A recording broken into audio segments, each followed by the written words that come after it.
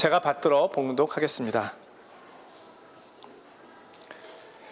두아디라 교회의 사자에게 편지하라. 그 눈이 불꽃 같고 그 발이 빛난 주석과 같은 하나님의 아들이 이르시되, 내가 내 사업과 사랑과 믿음과 섬김과 인내를 아노니 내 나중 행위가 처음 것보다 많도다. 그러나 내게 책망할 일이 있노라.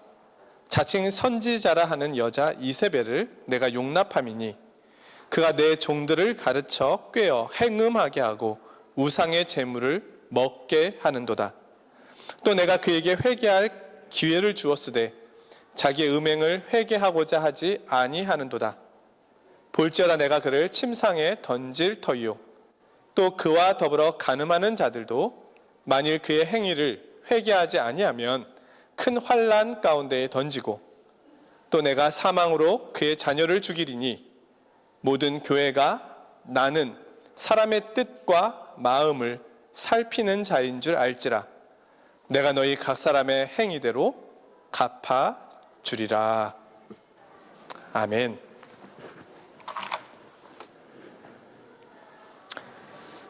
우리는 구약에서 세상이 둘로 나누어져 있음을 보게 됩니다. 그것은 유대인과 이방인입니다.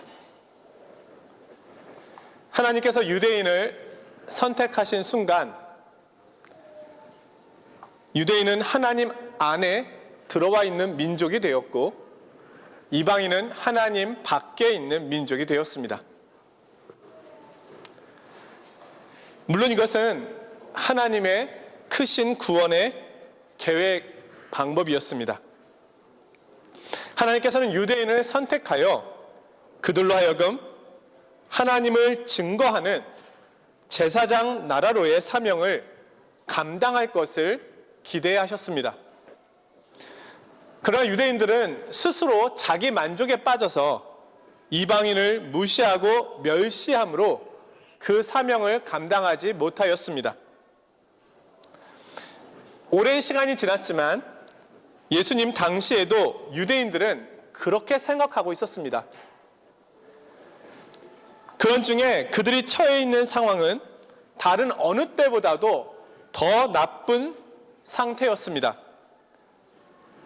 바벨론, 페르시아, 그리스, 지배를 거쳐서 이제 로마라고 하는 거대한 이방 민족의 힘 앞에 유대인들이 지배를 당하고 있었던 겁니다. 유대인들은 이미 과거에 이집트의 파라오로부터 출애굽한 백성인데, 이제는 다시 로마를 기다려야 하는 민족이 되어 있었습니다. 이런 상황에서 유대인들이 메시아를 기다리고 있었던 이유는 분명하였습니다. 메시아가 오시면 유대인을 억압하고 있는 모든 이방인들을 물리치시고 자신들의 나라를 회복시켜 주실 것이라고 그들은 믿고 있었습니다. 그리고 마침내 메시아이신 예수님이 오셨습니다. 사람들은 기대하였습니다. 이스라엘 나라를 회복하심이 이때입니까? 그런데 예수님께서는 로마를 대적하시거나 물리치시는 일을 하지 않으셨습니다. 로마 제국으로부터 자신들을 독립시켜 줄 것이라고 기대했던 유대인들은 그 일을 하지 않고 있는 예수님을 하나님께서 보내신 메시아라고 인정할 수는 없었습니다. 심지어 제자들조차도. 그러나 예수님께서는 다른 일을 행하셨습니다. 그것은 하나님의 나라를 선포하신 겁니다. 회개하라.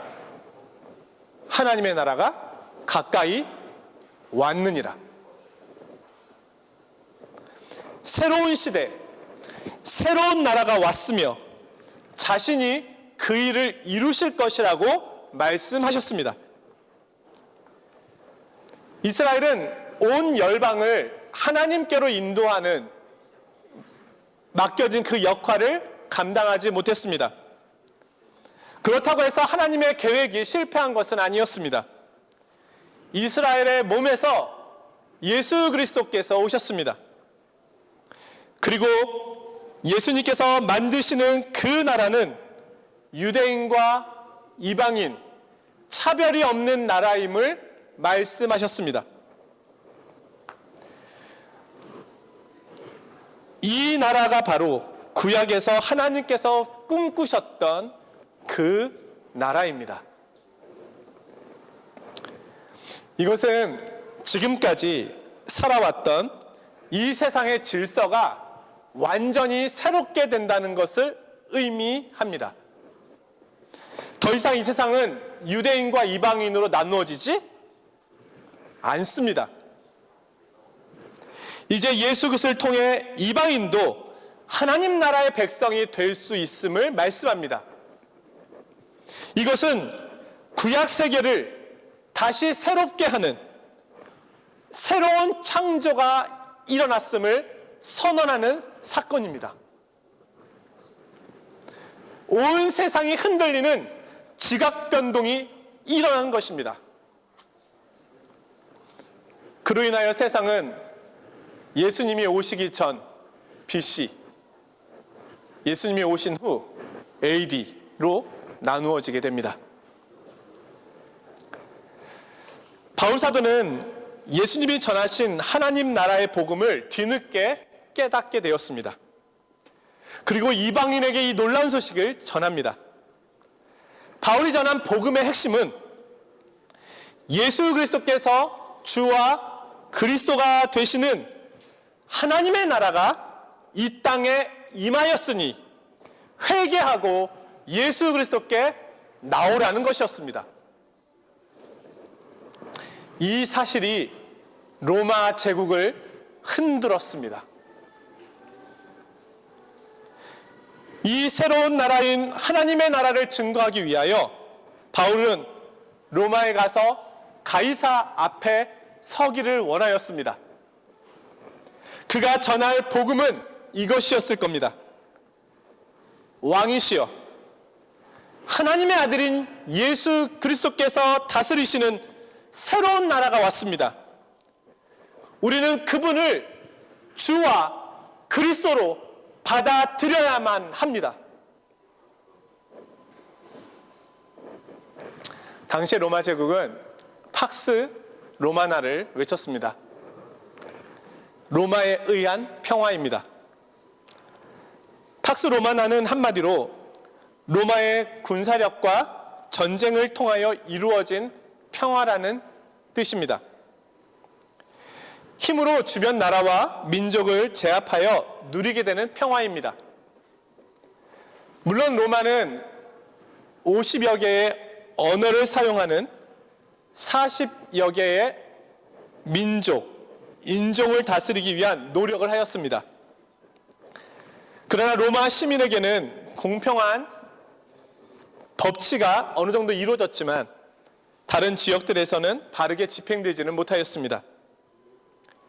바울 사도가 복음을 전할 당시에 로마 인구의 40%가 노예였습니다. 대부분은 전쟁 포로들이었습니다. 그들은 그리스어나 웅변수를 가르치는 교사 노예, 그리고 의사, 건축가, 조각가, 음악, 춤, 요리, 유모 등과 같이 다양한 분야에 분포되어 있었습니다.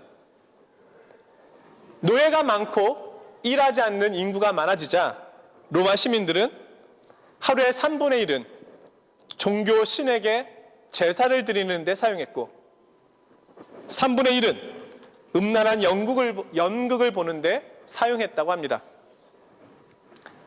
나머지 3분의 1은 잠을 잤겠죠. 로마인에게 있어서 노예는 재산이었고 자신의 사치스러운 생활을 뽐내는 지표였습니다.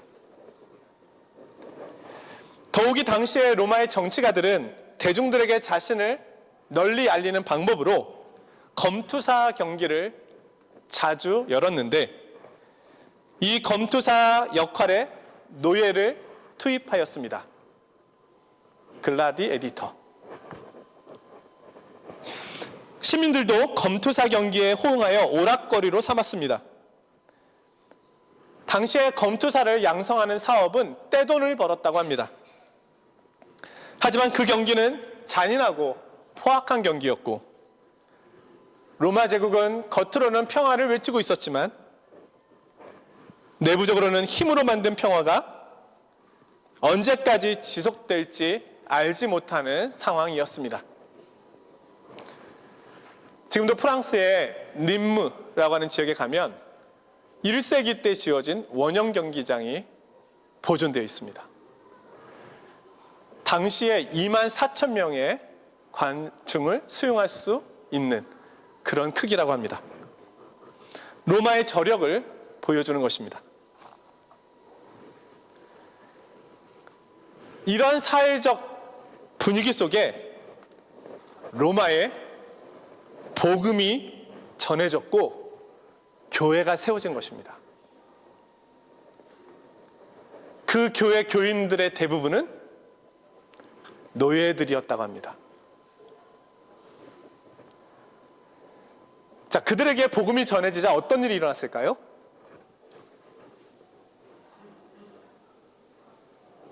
그들의 입에서 놀라운 고백이 쏟아져 나왔습니다. 세상의 왕은 로마의 황제가 아니라 예수 그리스도이시다. 그들은 가이사의 것은 가이사에게 바치는 게 맞지만 하나님의 것은 하나님께 바쳐야만 한다라고 이야기하였습니다. 그들은 술에 취하는 것을 죄라고 여겼고 술 취하지 말라, 비도덕적 생활을 멀리하였습니다. 그들은 예수님의 가르침대로 살기 위해 노력하였습니다. 그들은 심지어 노예 신분이었지만 자신의 주인을 정말 성심성의껏 섬겼습니다. 진정한 팍스 로마나를 위해 필요한 것은 폭력적 힘이 아닌 자신의 생명까지 내어주신 예수 그리스도의 복음임을 그들이 삶으로 증명해 내었습니다. 이 가르침이 로마 사회에 퍼져나가자 로마는 요동칠 수밖에 없었습니다. 복음은 세상에서 가장 큰 왕이신 하나님의 아들이 자신의 생명을 내어주는 방식으로 죄인들을 구한다고 말씀하고 있습니다. 하나님의 아들이신 왕은 보좌에 앉아서 호령하고 명령하는 왕이 아니라 작은 자를 귀히 여기고 병들고 연약한 자를 직접 찾아가시는 왕입니다. 죄인들의 죄를 자신의 몸에 짊어지시는 왕입니다. 그는 겸손하여서 나귀를 타고 예루살렘 성에 올라가는 왕입니다. 그는 세금을 거두어 자신의 배를 채우는 왕이 아니라 자신의 살과 피를 이웃에게 나누어 주며 그들을 먹여 살리는 왕입니다. 이 왕을 믿고 따르는 이들을 통하여 새로운 나라, 하나님의 나라가 시작되었다고 선포한 것입니다. 로마가 어떻게 될까요? 흔들리지 않겠습니까? 진정한 왕이신 하나님과 세상의 왕은 너무 다르다.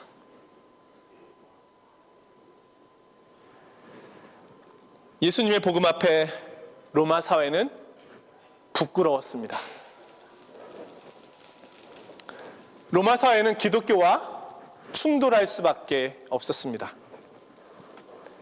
로마는 기독교를 박해하였고 사도들을 죽였고 처형했습니다.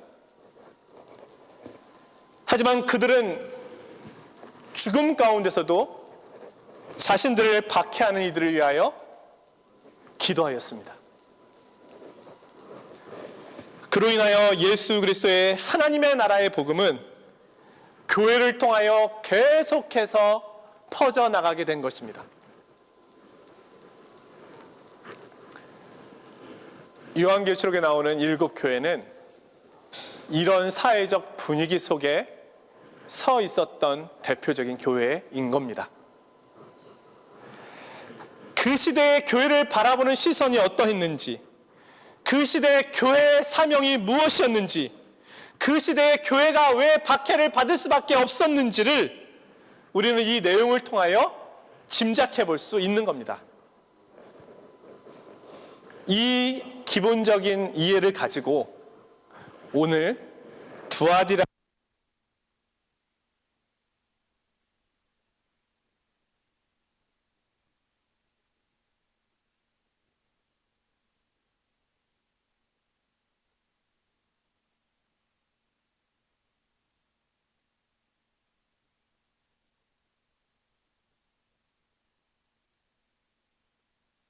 예배 드리시는 분들이 좀 당황해 하실 것 같긴 한데 자, 아무 일도 없었던 것처럼 하겠습니다. 오늘 예수님께서는 두아디라 교회에 먼저 칭찬을 하십니다. 내가 내 사업과 사랑과 믿음과 섬김과 인내를 아노니 내 나중행위가 처음 것보다 많도다. 당시의 교회의 어떤 교회를 바라보는 사회적 분위기를 본다면 교회를 향한 하나님의 칭찬은, 예수님의 칭찬은 당연해 보입니다. 당시 두아디라 지역은 염색 기술이 발달했고 특별히 자주색 옷감으로 유명한 곳이었습니다. 바울을 만난 빌립보 성의 자주장사 루디아가 바로 이 두아디라 출신입니다. 자주는 먹는 과일이 아니라 빨간색 옷감을 이야기하는 것이죠. 이 외에도 이 지역에는 로마 군인들의 철모, 가죽, 빵 제조업, 노예 매매, 기타 수공업이 발달한 상업 도시였습니다. 특히 상인들의 협동조합이 발달했는데 이들은 신전에서 모임을 가졌고 그곳에서 제사, 술, 음행 등을 했다고 합니다. 그리스도인들도 많은 사람들이 상업활동에 종사하였기 때문에 이들과 함께 어울리는 것을 피할 수는 없었습니다. 그들은 이 어려운 상황 속에서도 사랑과 믿음과 섬김과 인내를 지켰습니다. 그리스도인으로 예수님의 가르침을 따라 살려고 노력하고 있었던 겁니다. 그러나 주님께서는 두아디라 교회를 책망하십니다. 그러나 내게 책망할 일이 있노라. 자칭 선지자라 하는 여자 이세벨을 내가 용납함이니 그가 내 종들을 가르쳐 꿰어 행음하게 하고 우상의 재물을 먹게 하는도다. 두아디라 교회의 가장 큰 문제는 이세벨이라고 하는 이단에 빠져 있었던 겁니다. 버가모 교회가 니골라 이단에 빠져 있었다면 두아디라 교회는 이세벨 이단에 빠져 있었습니다. 이 둘의 가르침의 공통점은 우상 숭배와 음행입니다. 이세벨이라고 하는 이름은 구약시대 아합 왕의 아내의 이름으로 이스라엘을 바알과 아세라 우상 숭배에 빠지도록 했던 인물입니다. 그녀가 이스라엘을 우상의 나라가 되게 하였습니다. 그런데 두아디라 교회에 이세벨과 같은 역할을 하고 있는 여인이 들어와 있었다는 겁니다. 그녀는 스스로 선지자가 되어 사람들에게 이것이 하나님의 뜻입니다 하면서 우상의 재물을 먹게 하였고 자신의 생각을 마치 하나님의 말씀인 것이냐 가르치기 시작했습니다. 그런데도 성도들이 그것을 받아주었습니다. 하나님께서는 그 여자의 가르침을 사단의 깊은 것이라고 말씀하십니다. 교인들은 이 가르침을 따랐고 두아디라 교회는 거룩한 교회로서의 사명을 감당하지 못하고 있었습니다. 올해 초에 프랑스에서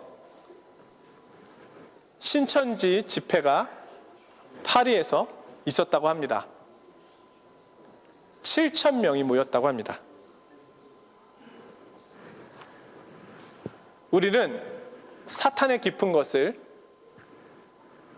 거짓을 바르게 구별할 수 있어야 합니다. 예전에 오래전에 조개를 처리하는 내용의 방송을 본 적이 있습니다. 오래된 조개를 처리하는 방법. 죽은 조개는 살아있을 때는 냄새가 나지 않지만 조개가 죽으면 냄새가 나기 시작한다고 합니다. 그래서 먹기가 어렵다는 거예요.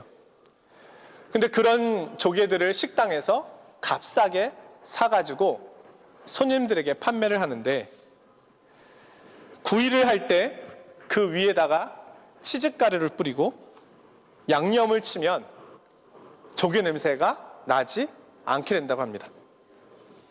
그 달콤한 양념이 너무 강해서 냄새를 맡지 못하게 하는 겁니다. 저 되게 많이 먹었었거든요. 그래서 제가 살이 안 찝니다. 네. 그 방송을 너무 늦게 봤습니다. 화장실을 자주 갔었습니다. 이단들은 거짓된 교리를 달콤하게 만드는, 그래서 사람들을 현혹합니다. 이단들 중에 사회봉사, 평화행진, 뮤지컬 공연 등 보여주기 위한 활동들을 굉장히 많이 합니다. 사람들은 거기에 매료당하기 쉽습니다. 하지만 얼마 지나지 않아 그 달콤함은 그들의 영혼을 죽이게 됩니다. 이세벨의 가르침이 매력적이었기 때문에 사람들은 하나님의 말씀보다 더 따랐던 것입니다.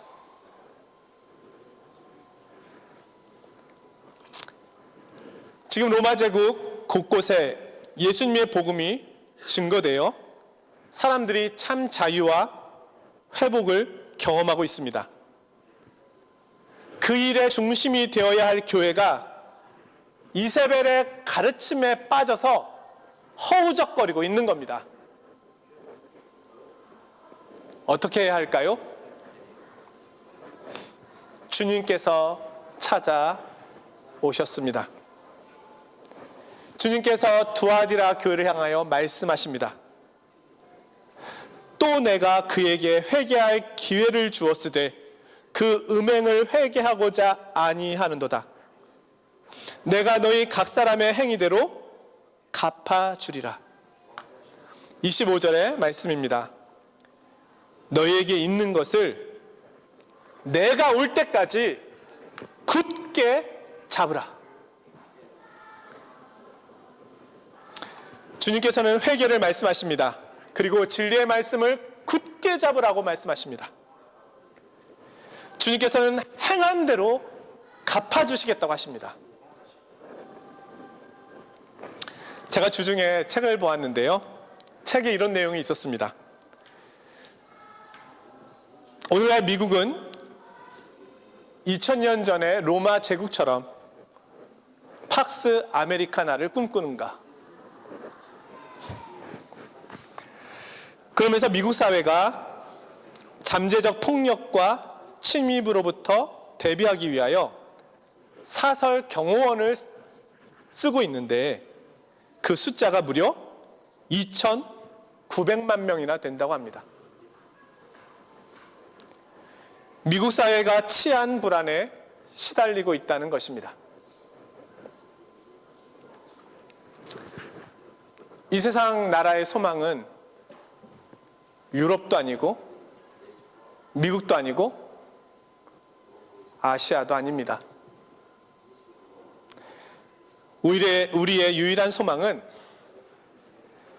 주님께서 만드시는 하나님의 나라입니다. 예수님께서 그 나라를 만드시기 위해 오신 겁니다. 저는 개인적으로 주님께 나아오게 된 가장 큰 이유는 이 나라 때문입니다. 정말 이런 나라에서 살고 싶습니다. 이 세상 나라가 아닌 이런 겸손한 왕이 다스리는, 죄인을 위하여 자신의 생명까지 주시는 이런 사랑이 가득한 왕이 다스리는 그 평화의 나라에서 살고 싶은 것이 제 가장 큰 소망이었습니다.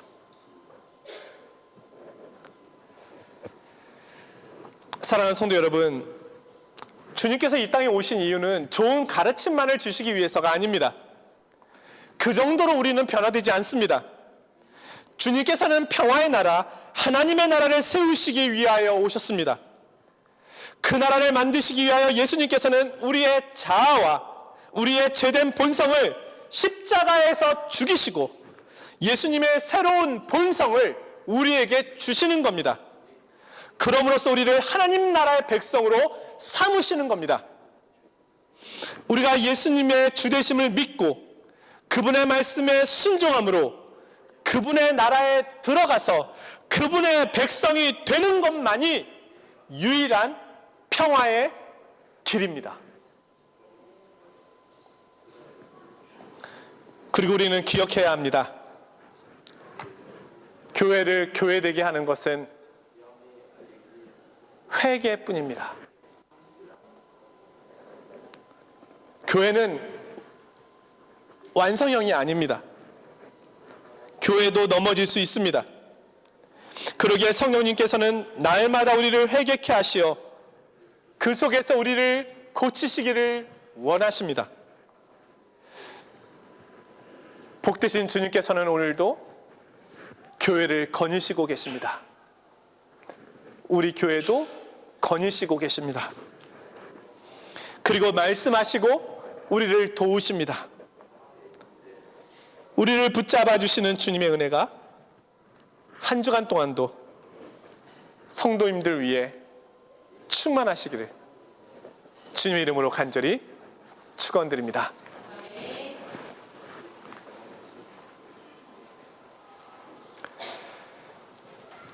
거룩하신 하나님,